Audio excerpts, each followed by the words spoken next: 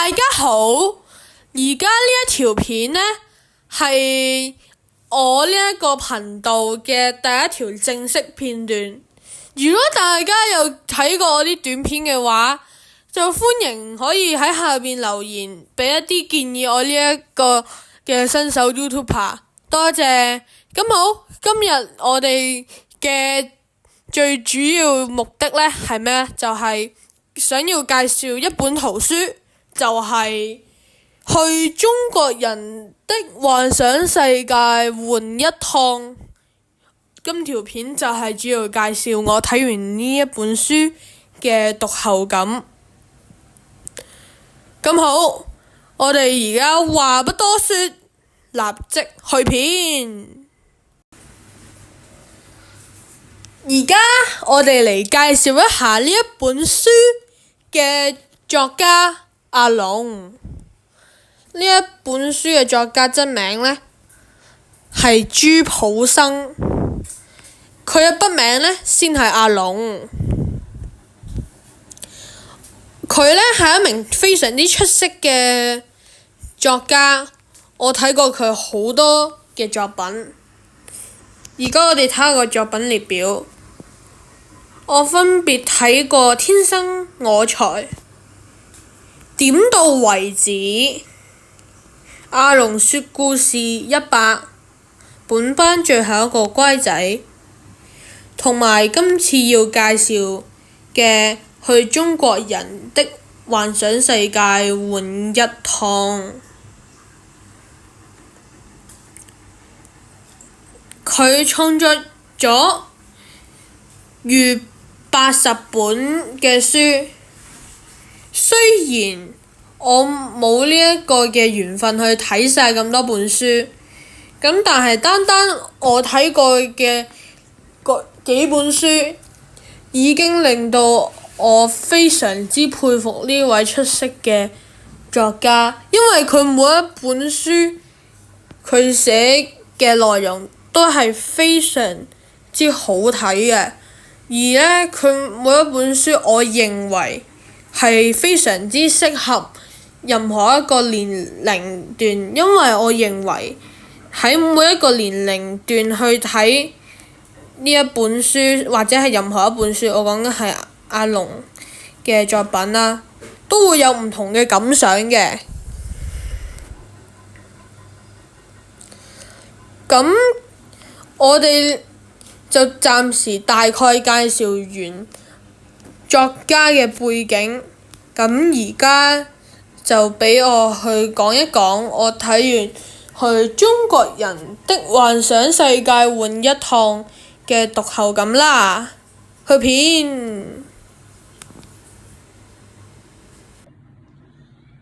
咁呢，頭先作家嘅背景就已經介紹完㗎啦。咁我而家講下我嘅讀後感先。咁呢一本書呢個名叫做《去中國人嘅幻想世界玩一趟》。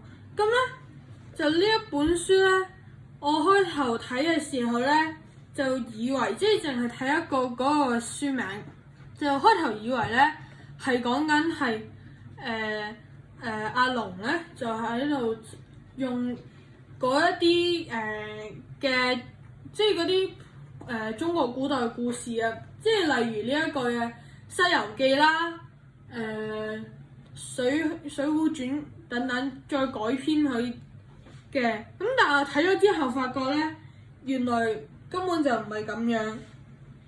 佢呢係將佢詳細咁樣呢講，即係喺度詳細介紹緊中國人幻想世界嘅奇妙之處。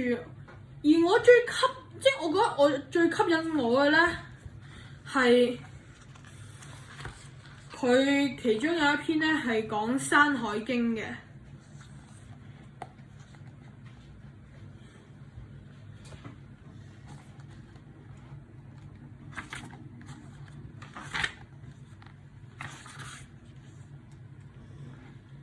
嗱，呢一個故事，因為呢個呢係《山海經》其中一篇嚟嘅。咁呢，佢呢係寫即係佢係將成個故事全部講晒出嚟，然之後咧又解釋翻喺後呢一度。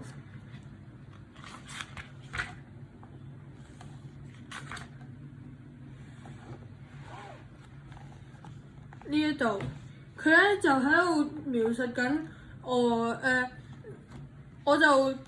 我就估應該佢係描述緊佢當時睇完呢一篇文畫嘅嗰一個嘅，佢咧就喺度利用佢談話，即係利用聊天去慢慢繼續再詳細解釋翻呢個故事。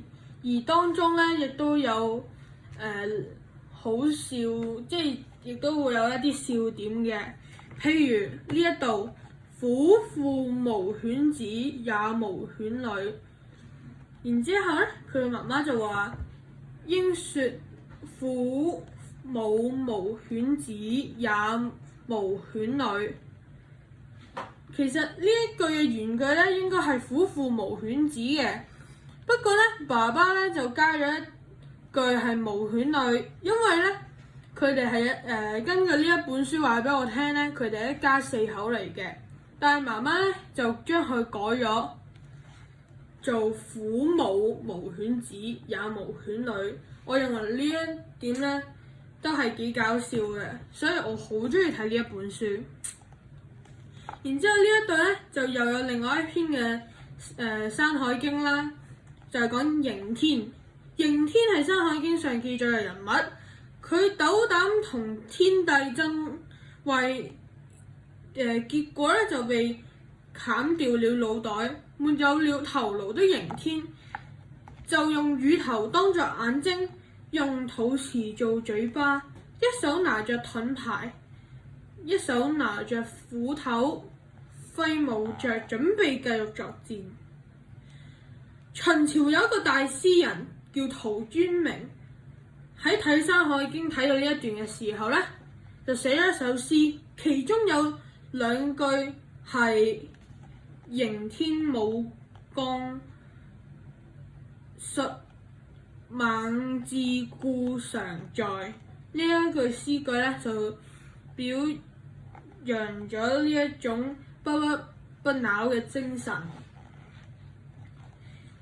呢一本書咧，雖然佢絕大部分咧都係根據翻中國一啲嘅古典小説啦，但係咧佢當中咧亦都透過對話或者係作者一啲可能係兒時經歷啦，就去令到讀者睇呢一本書嘅時候咧，令到可以更加深入去了解中國人嘅幻想世界。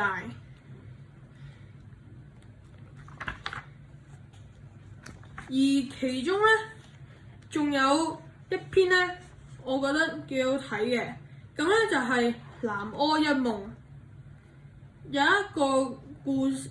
個南柯一夢嘅意思咧，即係南柯一夢係一個成語嚟嘅。但係咧，佢亦都可稱作黃粱一夢。咁咧，呢關於南柯一夢或者係黃粱一夢嘅成語出處嘅故事咧，就有幾個嘅。咁咧，呢一個咧係其中一個嘅其中一個故事啦。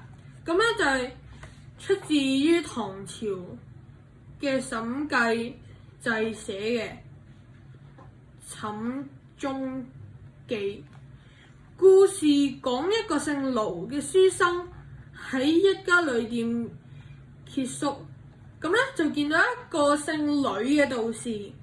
阿盧生慨嘆生活並不如意，至今無所成就。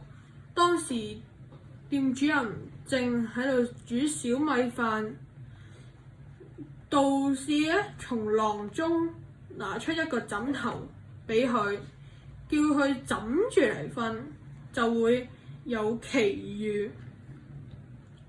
盧生呢就發現自己進入咗枕中，嗰度呢完全係另外一個世界。之後佢喺嗰個世界儲咗一個婦女，佢係姓崔嘅，就做妻子。咁佢嘅生活呢，日益富裕。喺第二年，佢中咗進士，做咗官，好有正式。佢開河破賊築城，受到咗朝廷嘅獎賞。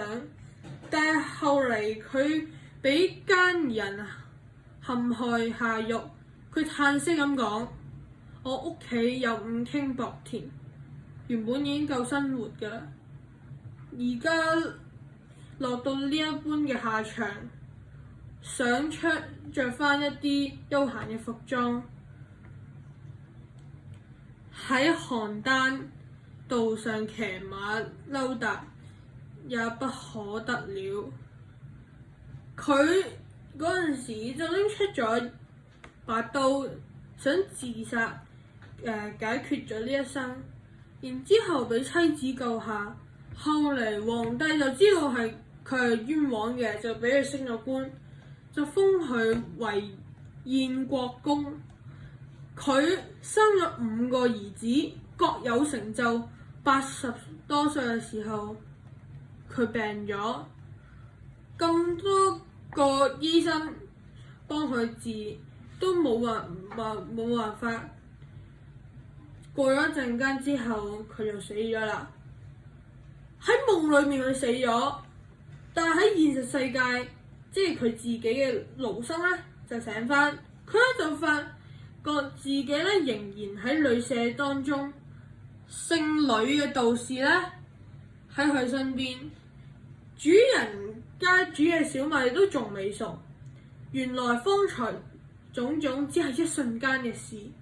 盧生感覺人生原來只係一場夢。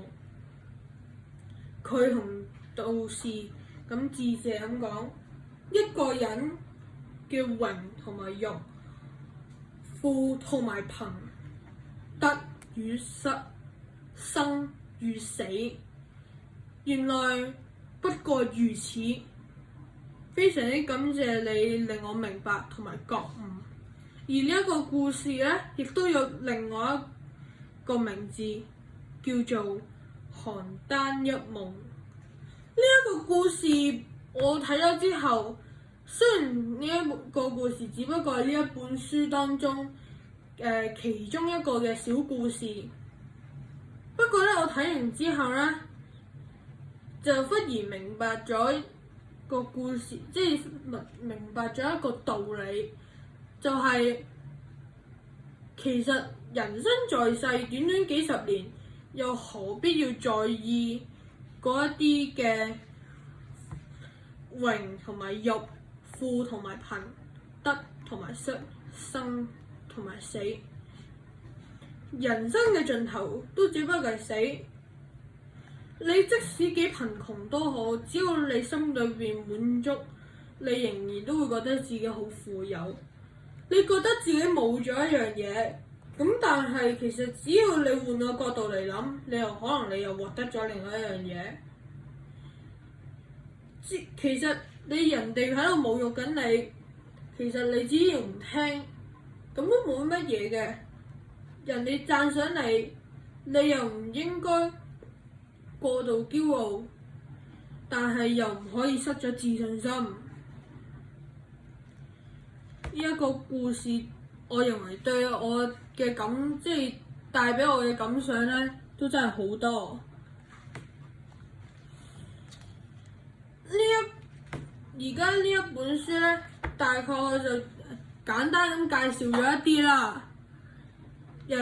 如果有人想去睇一本書嘅話咧，可以去圖書館借。但係我呢本唔係喺圖書館借，呢本係本身我自己有㗎啦。好，今日關於呢一本書嘅介紹就嚟到呢度。咁之後我哋可能片尾會有一啲嘅彩蛋啦，不過就係都冇即係其實都冇乜㗎啦。咁好，如果大家中意呢一條片嘅話，麻煩俾個 like 同埋 subscribe，多謝。